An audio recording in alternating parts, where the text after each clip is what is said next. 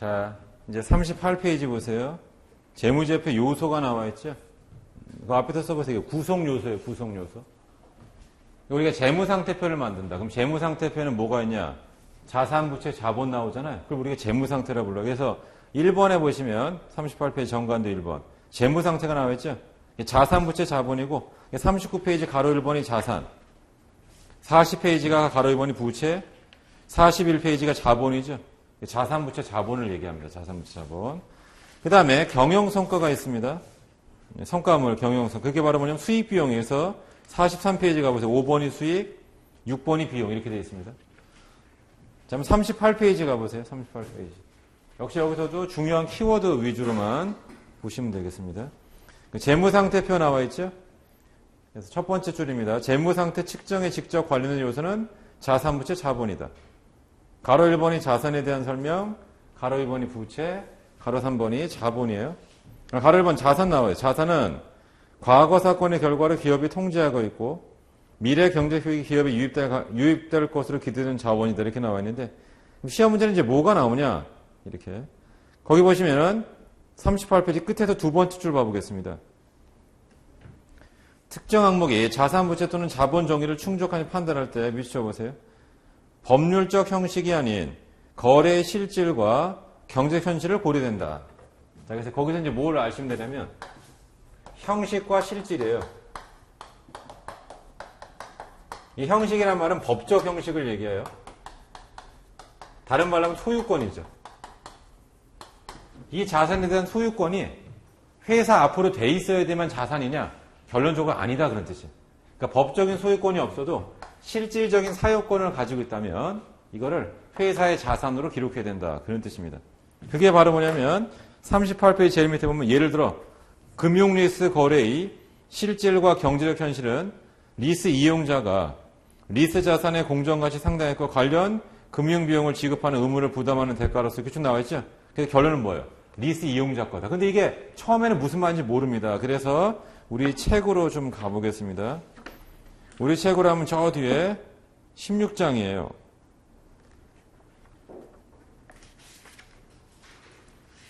몇 페이지냐 그러면 664페이지를 가보세요.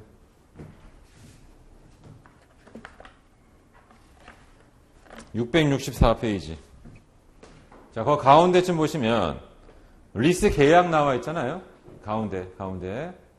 리스 제공자가 있습니다. 거기다 써보세요. 이게 리스 회사예요. 자, 리스 회사는 리스 자산에 써놓으세요. 법적 소유권을 가지고 있어요. 그 다음에 리스 이용자가 있습니다. 리스 자산에 대한 써보세요. 실질 사용권을 가지고 있어요. 실질 사용권을 가지고 있다. 그러면 외형상 이 자산은 누구 거예요? 법적으로 봤을 때는 리스 회사 겁니다. 하지만 실제로 쓰고 있는 건 누구 거예요? 리스 이용자 거죠? 그럼 재무제표의 자산을 누구 걸로 기록하냐? 리스 이용자 거란다. 그래서 그게 여기 있는 거예요, 여기. 형식과 이거예요. 실질을 따라가자. 그래서 얘는 적절치 않지만 만약에 남자, 여자가 동거하고 있어, 동거.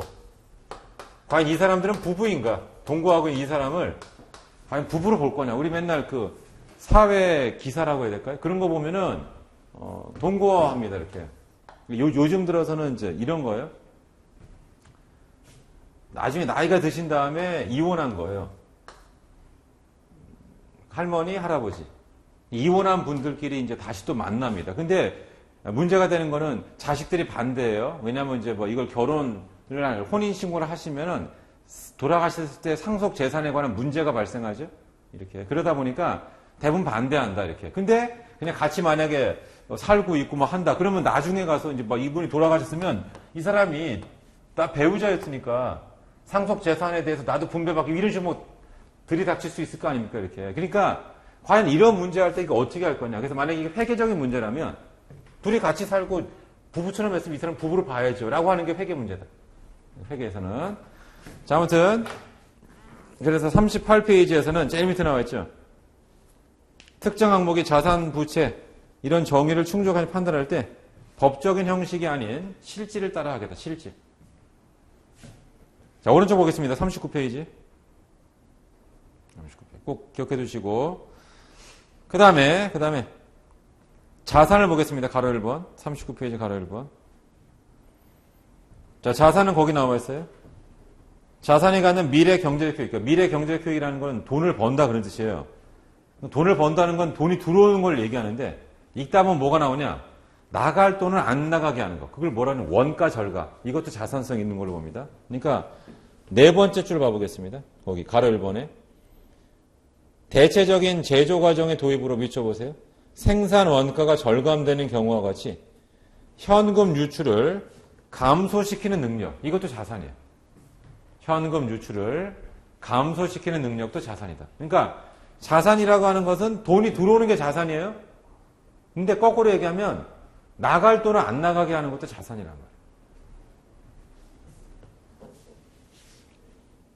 기억을 해 두시고요. 그래서 그 다음에 가로 1, 2, 3, 4가 있고 그 위에 나와 있죠. 자산이 갖는 미래 경제적 효익은 다양한 형태로 기업에 유입될 수 있다. 예를 들어 나와 있죠. 참고용으로 봐두시고요. 그 다음 보겠어요. 가로 3은 밑에. 자, 유형 자산을 포함한 많은 종류의 자산은 물리적 형태가 있는데 그러나 그 다음 밑에 보세요. 자산의 존재를 판단하기 위해 물리적 형태가 필수인 건 아니죠. 왜? 무형자산이죠. 무형자산. 형태가 없어도 자산이 될 수 있다. 그 밑에 건 지금 봤어요. 소유권 등 법률적 권리와 관련돼 있다. 그러나 필수인 건 아니죠. 법적인 권리가 없어도 자산인 게 있었잖아요. 거기 바로 뭡니까? 다음 페이지 나와 있어요. 리스 계약. 리스예요, 리스. 자, 그 다음에 40페이지입니다. 책을 제가 설명드린 부분만 잘 보세요. 거기만 시험에 출제가 되고 나머지는 그냥 한 번씩 읽어보시면 되겠습니다.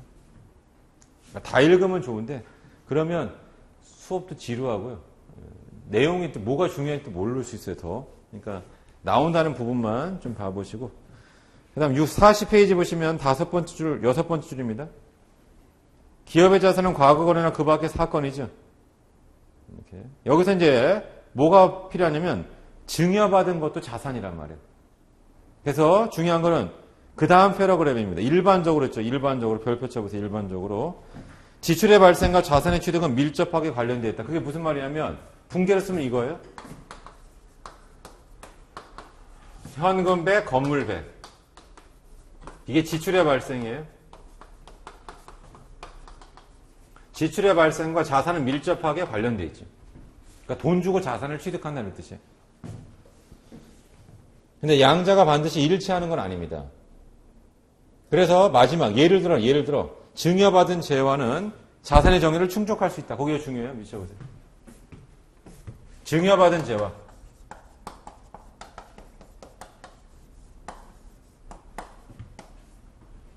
그러니까 여기서 이 말 알아야 됩니다. 일반적으로 지출의 발생과 자산의 취득은 밀접하죠. 그럼 증여받았다는 건 지출이 없는 거예요. 그럼 자산의 정의를 충족하지 못한다면 틀렸단 말이에요. 증여받은 재화도 자산의 정의를 충족하잖아요. 그래서 시험 문제 이렇게 나와요. 일반적으로 지출의 발생과 자산의 취득은 밀접하게 관련되어 있으므로 증여받은 재화는 지출의 발생이 없으므로 자산의 정의를 충족할 수 없다. 그럼 틀렸단 말이에요. 그럼 여기 만약에 증여받았습니다. 건물을. 그럼 여기다 뭐를 쓰면 돼요? 자산 수중이익이죠. 자산 수중이익. 자산 수중이익. 그렇죠? 그거 하나 기억해 두시면 되겠어요. 그거 하나. 자, 가로 2번 보겠습니다. 가로 2번. 자, 부채예요. 부채의 본질적 특성은 기업이 미쳐보세요.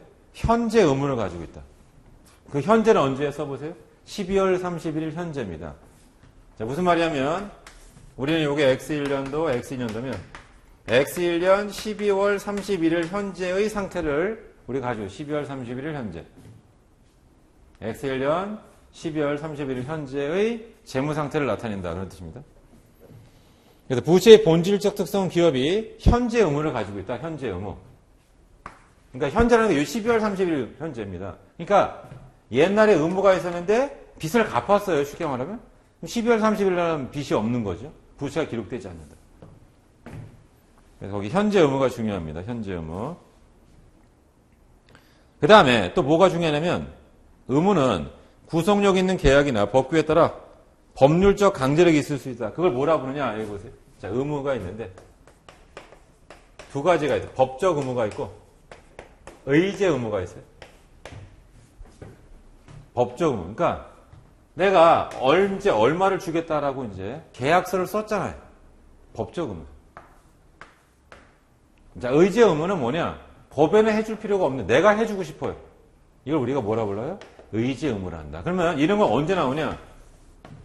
우리 책으로는 나중에 뒤에 가서 또 배웁니다. 그게 몇 장이냐면 아마 8장일 거예요. 340페이지를 가보세요. 자, 340페이지 보시면 6 충당부채 사례가 있죠. 341페이지 보세요. 가운데쯤 보시면 341페이지 보시면 가운데쯤 사례 2B가 있습니다. 오염된 토지와 뭐가 있어요? 의제 의무가 나오죠. 이때 이제 설명을 또 다 드릴 거예요. 근데 미리 한번 좀 드려보면 이런 겁니다. 여기 보세요. 내가 현대 자동차 회사고 이때 자동차를 판매했는데 3년 동안 자동차 무상 수리 조건으로 무상 수리. 무상으로 수리해줘야 될 의무가 있어요. 돈 안 받고 수리해줘야 의무가 있다. 그러면 이거를 얘를 법적 의무라 불러요. 법적 의무. 이렇게. 자, 의제 의무는 뭐냐? 그럼 만약에 3년이 되는 날이 이때인데 3년하고 5일이 경과됐어요. 그러면 이제 자동차 수리했고 수리비가 예를 들어서 한 200 나왔습니다. 200만 원. 그럼 이제 고객한테 설명해야죠. 안타깝습니다. 5일만 먼저 오셨으면 공짜로 받아야 되는데 5일이 경과됐으니까 200만 원 내세요. 그러면 이 사람도 분명히 5일이 경과된 걸 알아요. 이렇게. 그래서 이제 돈을 내야 되는 걸 알지만 기분은 더럽죠. 그래서 이제 생각합니다. 두 번 다시 이 차 안 사겠다. 이 회사 차 안 산다. 기분 나쁘잖아요, 이렇게. 그래서 회사가 방침을 정해요, 방침. 야, 3년하고 2달까지는 그냥 해줘. 2달까지는. 그래야지만 어떻게 돼요? 고객들이, 그래도 신경 좀 써준다. 그걸 알죠, 이렇게. 분명히 3년 지났기 때문에 돈 내야 되는데 돈 안 내니까 좋잖아요. 이렇게. 그래서 이 2달치, 이걸 우리가 의제 의무라고 하고. 그럼 이제 만약에 하면 다음과 같습니다. 3년 동안 해줘야 될 수리비가 예를 들어서 100억이었어요. 그리고 2달치가 예를 들어서 한 20억 된다. 그럼 장부상 부채를 얼마를 잡으라고요? 120억을 잡으라고. 100억만 잡으면 안 되고 120억을 잡으라. 그게 의제 의무입니다. 40페이지 보시면은 이제 부채가 있잖아요. 거기 두 번째 줄입니다. 의무는 법적 의무가 있고요. 의제 의무가 있다. 법적 의무, 의제 의무. 그 다음에 네 번째 줄입니다. 의무는 정상적인 거래 실무, 관행 또는 원활한 거래 관계를 유지, 이게 뭐예요? 써놓으세요. 이게 의제 의무, 의제 의무. 의제 의무. 그 다음에 끝에서 다섯 번째 줄 보겠습니다. 자, 현재 의무와 미래 약속은 구분돼야 된다. 현재 의무와 미래 약속은 구분돼야 된다. 그런 뜻이에요. 그 얘기는 뭐냐면 미래의 약속은 현재 의무가 아니다. 그런 뜻이 결론이. 현재 의무는 부채고요. 미래의 약속은 부채가 아니다. 그러니까 내가 나중에 뭐 하겠습니다. 반드시 그렇게 해야 될 의무가 있는 건 아니잖아요. 걔는 부채가 아니다. 그게 결론이에요.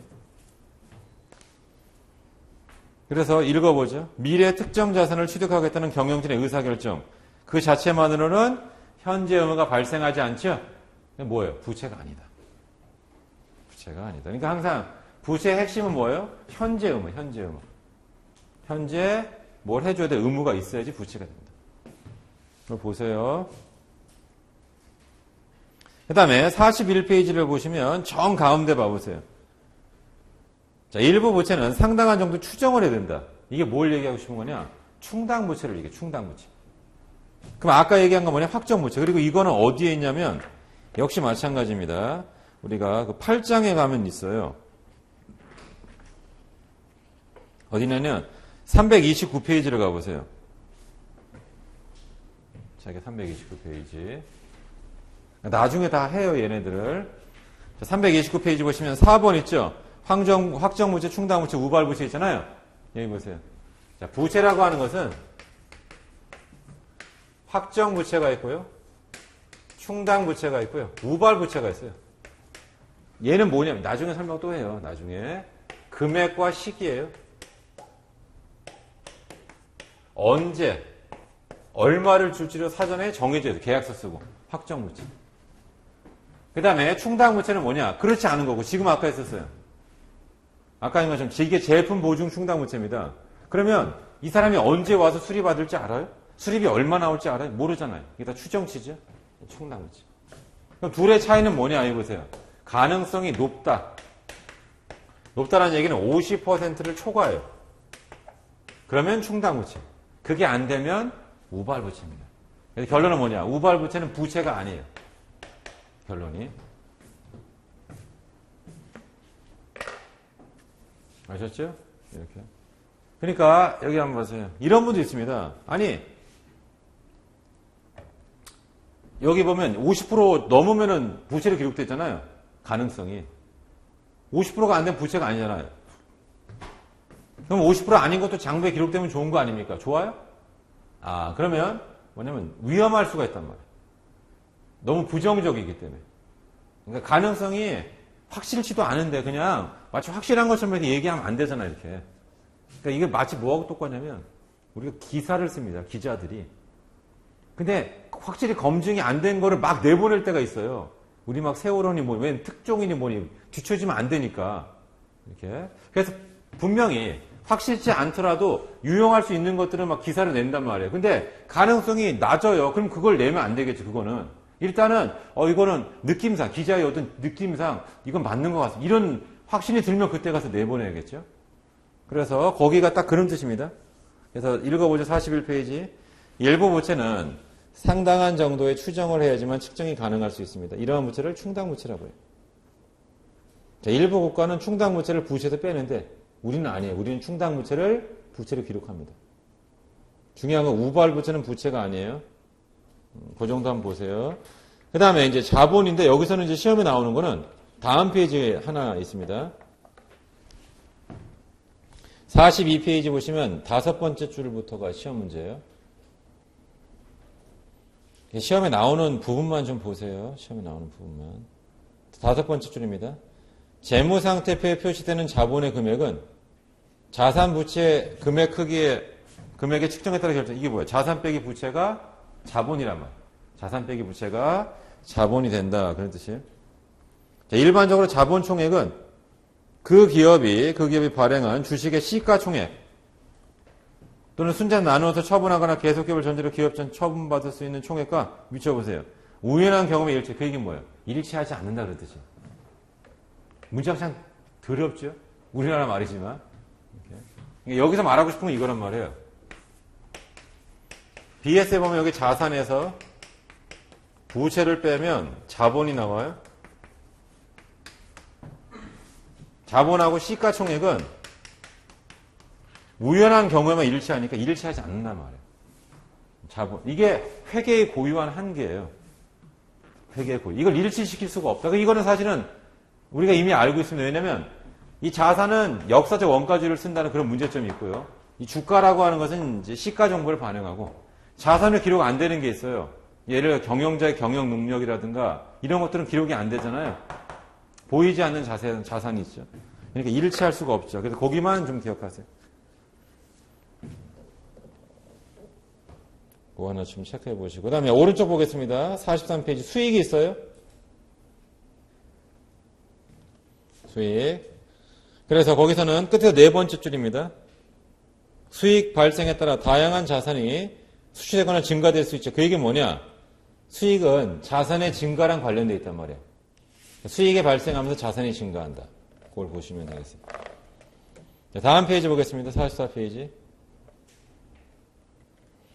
44페이지에서는 7절부터 보죠. 7절. 자, 재무제표 요소 인식이죠. 구성을 인식한다고. 인식이라는 말 동그라미 치시고 거기다 써보세요. 귀속식이에요. 귀속식이. 귀속식이란 말이 뭐냐? 여기 한번 봐보세요. 내가 물건을 인도했어요. 대금을 회수합니다. 물건을 인도하고 돈 받았다 그런 뜻이에요. 물건을 인도하고 돈 받았다.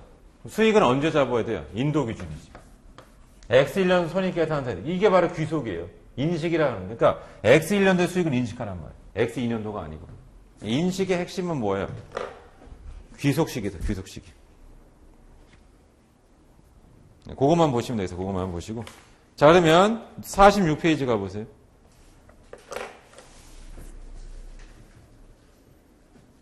자, 3번 있으면 3번. 자산 인식이죠? 자, 자산은 미래 경제적 효익이 기업에 유입될 가능성이 높고의 동그라미 치세요. 높고. 이게 왜 중요하냐? 옛날에는 매우 높고였었는데, 매우를 지웠어요. 매우를. 높고에 높고.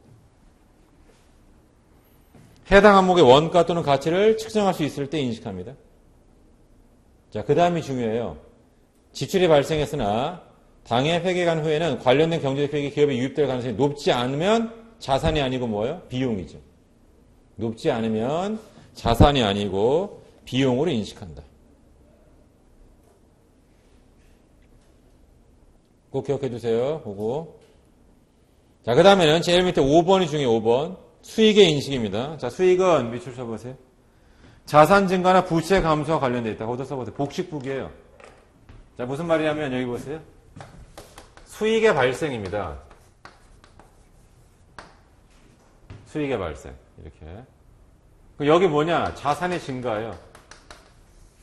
자산이 증가해야 수익이 발생한다면 자산의 증가. 자산의 증가. 또는 부채가 감소해야 됩니다. 그래서 이제 뭐가 중요하냐면 46페이지 제일 밑에 보시면 자, 수익은 자산 증가나 부채 감소와 관련되어 있잖아요. 이렇게 나와요. 수익은 자산 감소나 부채 증가와 관련해서 이렇게 나오면 틀려요. 복식북이기 때문에 수익은 대변이죠. 그러니까 차변은 자산 증가 아니면 부채 감소가 나와야 된다. 그래서 그 문장을 한 번씩 잘 봐두시면 되겠습니다. 그 다음에 6번 비용을 보겠습니다. 비용. 비용은 역시 마찬가지예요.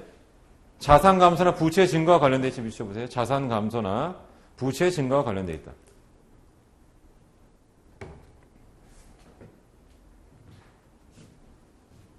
꼭 기억하세요. 복식북이다. 복식북이다.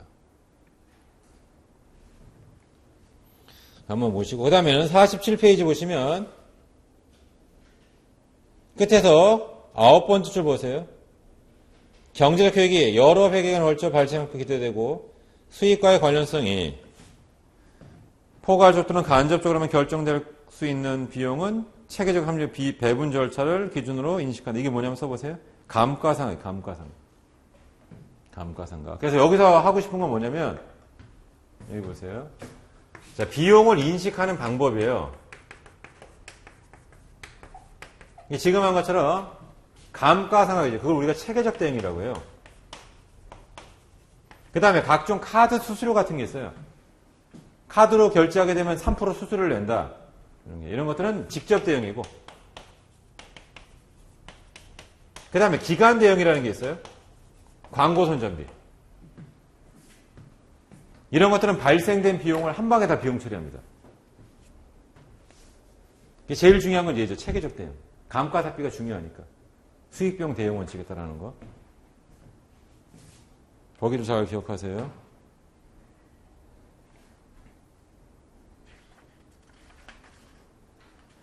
그래서 47페이지 밑에 있는 겁니다. 끝에 두 번째 줄이에요. 미래 경제적 효익이 기대되지 않는 지출이거나 기대되더라도 자산 인식하기 위한 조건을 충족하지 못하거나 더 이상 충족하지 못하면 뭘로 해야 된다? 비용을 한다. 비용. 그럼 우리가 비용으로 해야 된다. 그런 뜻이에요. 자, 48페이지 보세요. 자, 제품 보증에 따라 부채가 발생하는 경우와 같이 자산 인식을 수반하지 않는 부채가 발생하는 경우, 즉 자산 인식을 수반하는 부채 있죠. 거기다 분계를 한번 써보세요. 거기다가 분계를 한번 써보죠. 그럼 그 분계가 뭐냐? 건물 미지급금. 자산 인식을 수반하는 부채가 발생했죠. 그 다음에 그 밑에 나옵니다. 자산 인식을 수반하지 않는 부채가 발생하는 경우에는 그럼 거기다 써보세요. 제품 보증 비용, 제품 보증 충당 부채.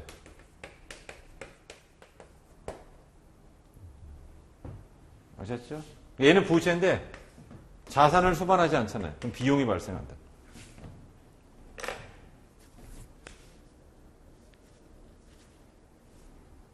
그 밑에 보면 재무상태표가 있고 뭐 주석사항이 있습니다. 뭐 어렵진 않으니까 한 번씩 읽어보세요. 49페이지 보시면 제8절 재무제표 요소의 측정이죠. 측정. 측정은 금액을 정하는 겁니다. 금액. 그 다음에 정해진 금액을 수정할까 말까 이것도 역시 측정에 들어간다. 우리가 시가평가 하잖아요. 걔는 수정을 합니다. 대부분은 시가평가를 하지 않는다. 그래서 가로 1번 역사적 원가 같이 써보세요. 이게 취득 원가예요. 취득 원가.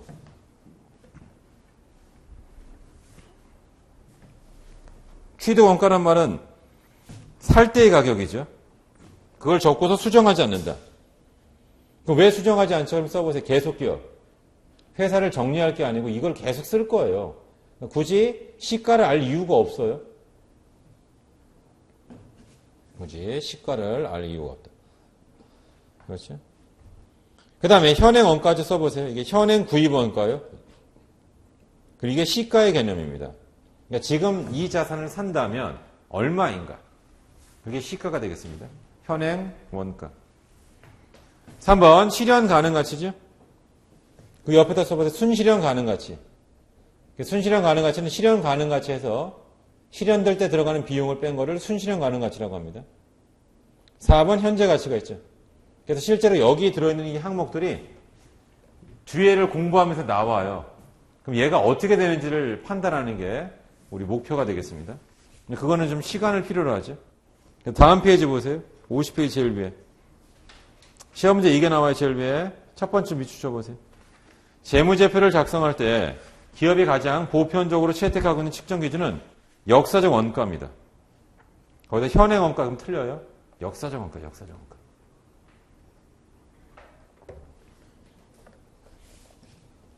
현행 원가다. 그거 문장 하나 봐두시면 되겠습니다.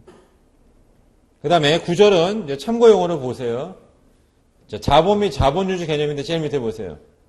재무자본유지가 있고 오른쪽 보세요. 실물자본유지가 있습니다. 그래서 재무자본유지에다 써보세요. 걔는 회계적 이익이에요. 재무자본유지가. 오른쪽 보세요. 실물자본유지는 경제학적 이익이에요. 경제학적 이익. 최근에 여기서 나왔어요. 여기서 시험에 틀려도 됩니다.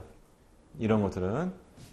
그래서 거기 재무자본유지는 뭐냐? 여기 한번 봐보세요. 자, 내가 1,000원 주고 산 거를 1,500원에 팔았습니다. 그럼 500원 남잖아요. 요게 왼쪽에 있는 재무자본유지. 그리고 이 500원을 배당을 줘도 돼요. 근데 실물자본유지는 뭐냐? 여기 보세요. 경제학에 나옵니다. 그래서 어디를 보시냐면 이렇게 나와요. 두 번째 줄입니다. 기업의 기말 실물 생산 능력이 기초 실물 생산 능력을 초과한 게 이익이에요. 그래서 이렇게 보면 돼요. 여기 보세요. 만약에 내가 바나나 장수입니다. 바나나 하나가 1,000원이었습니다. 1,000원짜리를 1,500원에 팔았으니까 500원 이익이죠. 근데 만약에 인플레이션이 발생해서 지금 시세가 1,200원이란 바나나 현행 원가 1,200원이라면 이익을 얼마를 잡아야 돼? 1,500에서 1,200을 빼니까 300원만 잡아야 된다. 500원 잡으면 안 돼. 왜? 500원을 배당을 주고 나면 1,000원만 남아요. 바나나 하나를 못 사죠? 실물 생산 능력이 유지가 안 되죠. 그러니까 이익은 얼마를 잡아요? 300을 잡죠. 그래서 51페이지 정 가운데 봐보세요. 그게 시험에 나왔었습니다. 실물 자본 유지 개념을 사용하기 위해서는 현행 원가 기준에 따라 측정해야 됩니다. 역사적 원가는 틀려요. 자, 50페이지 제일 위에 보세요. 50페이지 제일 위에. 재무제표를 작성할 때 기업이 가장 보편적으로 채택하고 있는 건 뭐라고요? 현행 원가가 아니고 역사적 원가. 자, 오른쪽. 실물 자본 유지 개념을 사용하려면 이게 인플레이션 얘기예요. 이건 불가능하단 말이에요. 그러니까 우리는 인플레이션이 지금 없다라고 가정하고 지금 장부를 만들어요. 인플레이션 하면 어떻게 됩니까?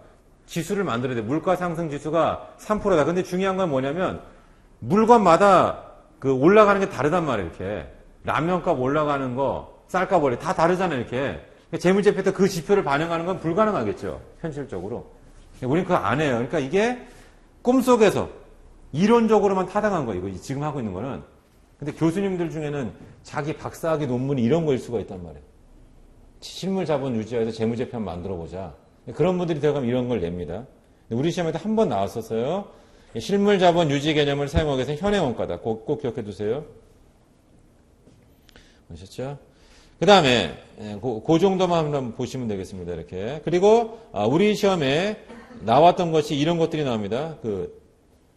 51페이지 정 가운데를 다시 보세요. 실물 자본 유지 개념을 사용하기 위해서 현행 원가 기준에 따라 측정해야 된다. 그 문장이고, 그로부터 5줄을 내려가 보세요. 자, 기초 자본을 유지하기에 필요한 부분을 초과하는 금액이 이익이지. 아까 얘기해서 이게 바로 경제학적 이익이 된다. 그 다음입니다. 자본을 명목 화폐 단위로 정의한 재무자본 유지 개념하에서의 이익은 화폐 금액의 증가액이죠. 즉 500원을 얘기하고 실물 자본 유지하에서는 이익이 300원이 돼야 된다. 지금 이 얘기를 하고 싶은 겁니다. 그걸 보셔야 돼. 이렇게 해가지고. 그래서 그 항목을 보시고 51페이지 보시면 제일 밑에 있는 문단이에요. 자본을 실물 생산 능력으로, 끝에 네 번째 줄입니다. 정의한 실물 자본 유지 개념하에서 이익은 해당 기간 중 실물 생산 능력의 증가를 얘기하고요. 이게 우리 시험에 나왔었어요. 이렇게 나중에 객관식 가서 보시고요. 기업의 자산과 부채에 영향을 미치는 모든 가격 변동은 해당 기업의 실물 생산 능력에 대한 측정 시의 변동으로 간주되어 이익이 아니라 자본의 일부인 자본 유지 조정으로 처리된다. 이 문장도 한번 출제가 된 적이 있습니다. 자, 그 정도를 한번 보시면 되겠어요. 자, 그 다음에 이제 문제 하나 정도 풀고 오늘 마치겠습니다. 그래서 어디를 보시냐? 지금 한 그 내용들에 관련된 것들입니다. 이렇게 해가지고. 그래서 54페이지를 가보세요. 자, 54페이지 5번 문제가 있죠, 5번. 아까 우리가 1번 지문은 봤고요. 2번 지문도 봤어요. 자, 4번 지문 봐보세요. 아까 했었죠. 비용은 미쳐보세요. 자산 감소나 부채 증가와 관련되어 있죠. 이거 반대가 되면 안 돼요. 수익은 자산 증가, 부채 감소와 관련되어 있습니다. 그 다음에 5번 지문이 지금 봤죠. 실물 자본 유지 개념에서 자산 부채에 영향을 미치는 모든 가격 변동은 자본 유지 조정으로 처리한다. 이 문장만 기억해 두시면 되겠습니다. 답은 3번인데 기업이 그 경영활동을 청산할 의도가 있으면 계속 기업을 가정한 기준을 적용하면 돼야 안 돼요? 안 되죠. 답은 3번. 근데 워낙 답은 쉬웠습니다. 나머지 문장들도 여러분들이 한 번씩 좀 봐두시면 되겠습니다. 아셨죠? 자, 그래서 오늘은 그 정도 하고 이제 마치겠습니다. 그리고 다음 시간에는 그 56페이지 그 재무제표 거기서부터 하겠습니다. 그리고 이제 수업 시간에 이제 우리가 지금은 이제 말로 하는 걸 하지만 결국은 이제 계산기가 필요합니다. 그래서 가능하시면 이제 스마트폰, 휴대폰에도 계산기가 있지만 어차피 시험장에 가져갈 거를 계속 써야 돼요. 계산기를 꼭 갖고 다니세요. 이제 계산기를 갖고 다니고 연습장도 필요합니다. 정 안 되면 이제 책에다 하면 되는데 연습장이 있는 게 필요해요. 그래서 수업 시간에 문제를 풀어요. 몇 개를. 그 문제를 숙지하는 게 필요합니다. 그러니까 반드시 계산기 요거 그다음에 연습장 요거 준비하시고 형광펜도 좀 5색깔 정도를 하세요. 나중에 5색깔이 필요할 때가 있어요. 뒤에 가서. 처음부터 형광펜. 그래서 복습하는 시간을 좀 최단 시간으로 할 수 있는 게 그게 우리 목표가 되겠습니다. 오늘은 일단 요 정도 하겠습니다. 고생하셨습니다. 다음 시간에 뵙겠습니다.